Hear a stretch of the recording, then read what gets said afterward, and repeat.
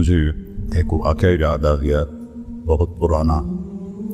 اللہ نے ہمیں ہر طبقے میں کام کرنے کی توفیق دی، کوئی طبقہ ایسا نہیں چھوڑا کہ جس پر مسلم کا نام آتا ہو اور ہم نے اس میں کام نہ کیا۔ تو اس میں پہلوان بھی آتے ہیں، تو پہلوانوں میں بھی گت شروع کیے، ان کو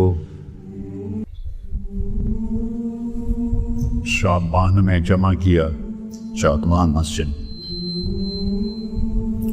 تو کوئی 5-6 من دودھ ہم نے ان کے لیے تیار کیا، ہم نے تو بہت ہے لیکن وہ تھوڑا پڑ گیا۔ تو 3 دن کی جماعت تیار ہوئی۔ تو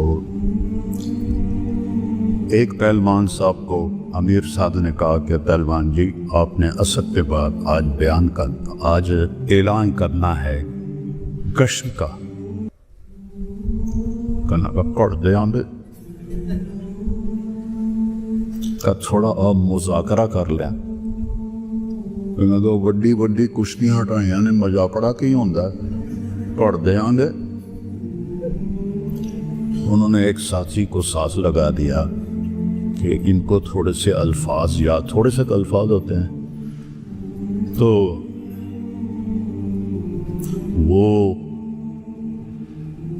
ان کی محنت کرتے رہے،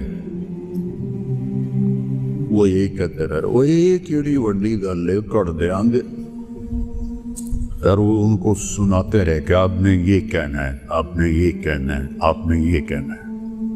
عصر میں وہ ان کے ساتھ کھڑے ہو گئے، سلام پھیرا، ان کا پہلوان جی اٹھو، کہا نہیں وہ تسی اعلان کرنا ہے، کہا گشت دا، اچھا حضرات ایک ضروری اعلان سنیے، آج مغرب کی نماز عشاء کے بعد ہوگی۔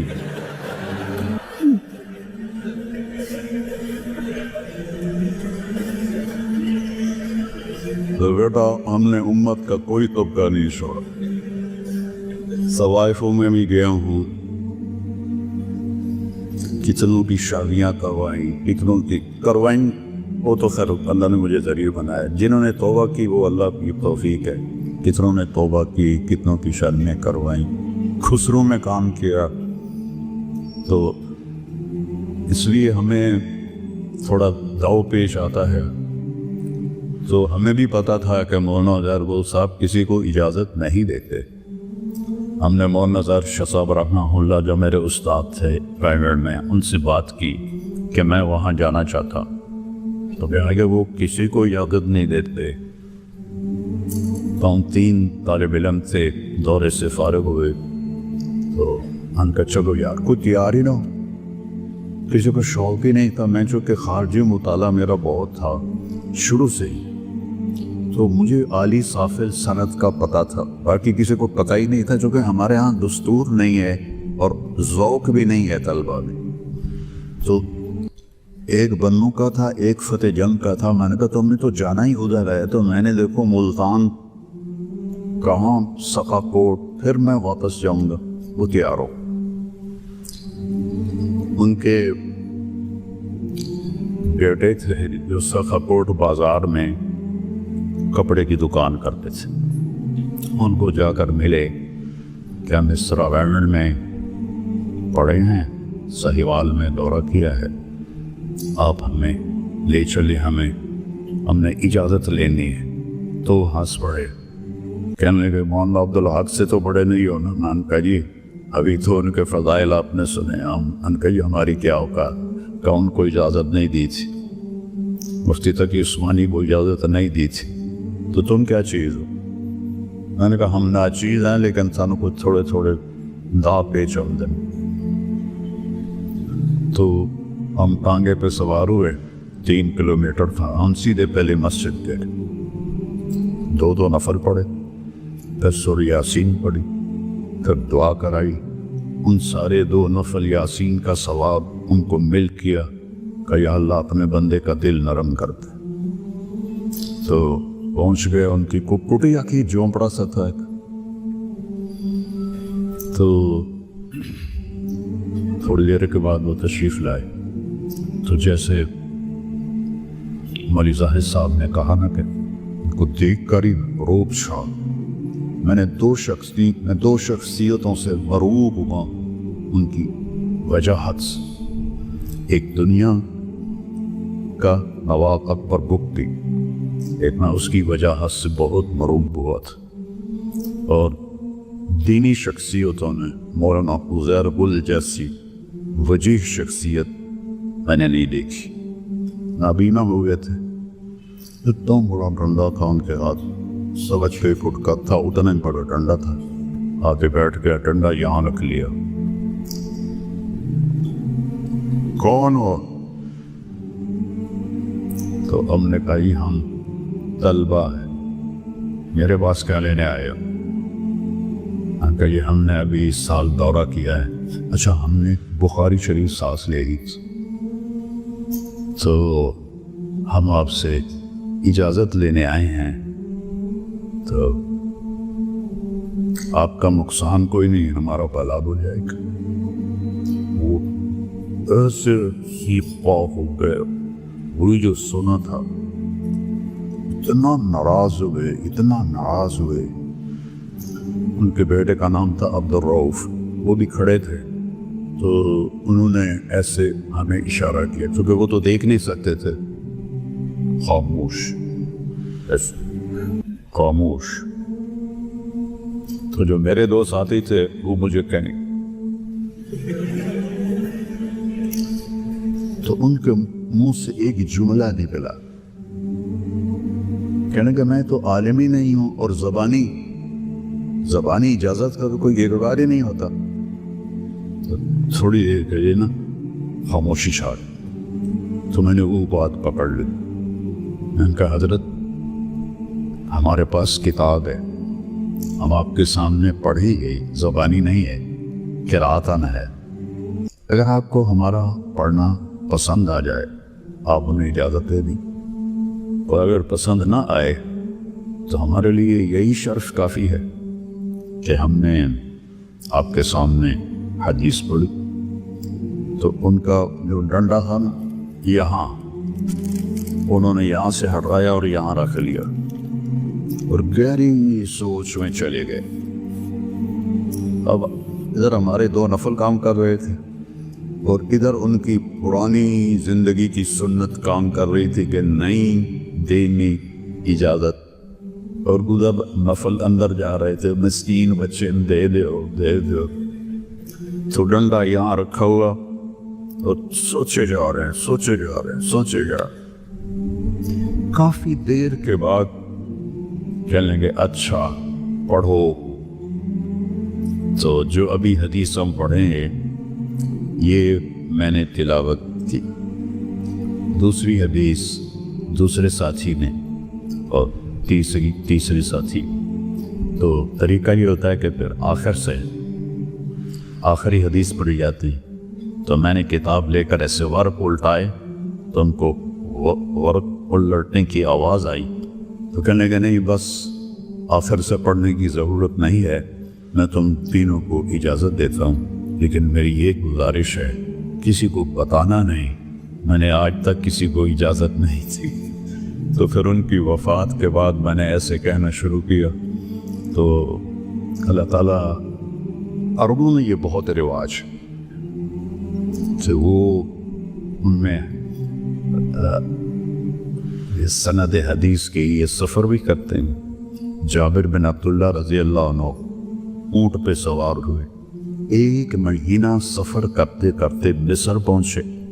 حضرت عقبہ بن عامر رضی اللہ عنہ کبھی اصحاب صفہ میں تھے، اس وقت مصر کے گورنر نیچے دستک دی، انہوں نے اوپر سے کھڑکی کھولی، کون؟ کہ میں جابر ہوں۔ کہ اوپر آ جاؤ۔ کہ نہیں، نہ تم نیچے آؤ نہ میں اوپر آتا ہوں، وہ حدیث سناؤ جو تم نے اللہ کے نبی سے براہ راست سنی ہے، مسلمان کی سطر پوشی کے بارے میں۔ کہاں؟ کہ میں جابر ہوں۔ کہ اوپر آ جاؤ۔ کہ نہیں، نہ تم نیچے آؤ نہ میں اوپر آتا ہوں، وہ حدیث سناؤ جو تم نے اللہ کے نبی سے براہ راست سنی ہے، مسلمان کی سطر پوشی کے بارے میں۔ کہاں؟ قال النبی سمعت رسول اللہ صلی اللہ علیہ وسلم قال من ستر مسلما سترہ اللہ، کہ بس السلام علیکم۔ پھر 1 مہینہ پورا سفر واپس کیا۔ ایک حدیث کی آپ کے سامنے ہزاروں حدیثیں صحیح ستہ کی شکل میں پڑھی جائیں گی، تو ہم لوگ کتنے خوش قسمت ہیں کہ ہمیں اتنا اللہ نے موقع دے دیا۔ وہاں تو ایک حدیث کے لیے کتنے لمبے سفر کرنے پڑتے تھے۔ تو ایک دفعہ میں مسجد نبوی میں، چونکہ لوگ اب میں مشہور ہو گیا ہوں تو پھر مسافر ہوتے ہیں، تو جب لوگ اکٹھے ہوتے ہیں تو پولیس آ کے مجھے پکڑ لیتی ہے۔ ہر دفعہ ماشاءاللہ پولیس پکڑتی ہے مجھے، تو جان چھڑانی مشکل ہو جاتی۔ تو میں ایسے ایک کرسی کے پیچھے چھپ کے بیٹھا ہوا تھا۔ 3 نوجوان وہاں کی جو جامعہ مدینہ ہے وہاں کے، وہ میرے پاس آ گئے، کہنے لگے نستجیزک فی الحدیث، ہم آپ سے حدیث کی سند کی اجازت چاہتے ہیں۔ میں نے کہا او تعرفوننی، مجھے جانتے ہو؟ کہنے لگے لا۔ میں نے کہا فکیف تستجیزوننی وانتم لا تعرفوننی؟ کہنے لگے میں سیما کا، تیرے چہرے سے ہمیں اندازہ ہوا ہے۔ تو میں نے کہا جزاکم اللہ خیر۔ تو میں نے اپنی سند لکھائی۔ کہنے لگے وقع دستخط۔ میں نے کہا قبل التوقیع اسألکم سؤال۔ کہنے لگے عدل لو ظالم۔ ایک تھا مصری، ایک اردنی، ایک اماراتی، اسی ترتیب سے بیٹھے ہوئے تھے۔ میں نے کہا ما حسن العلم، علم کا حسن کیا؟ تو مصری نے کہا کہ التقوی۔ میں نے کہا نہیں۔ اردو نے کہا الزہد، میں نے کہا نہیں۔ اماراتی نے کہا الافلاس، میں نے کہا نہیں۔ چلنے گئے فما ہوا۔ میں نے کہا دیکھو، جو لفظ حسن ہے اس کا تقاضا ہے کہ چیز نظر آئے۔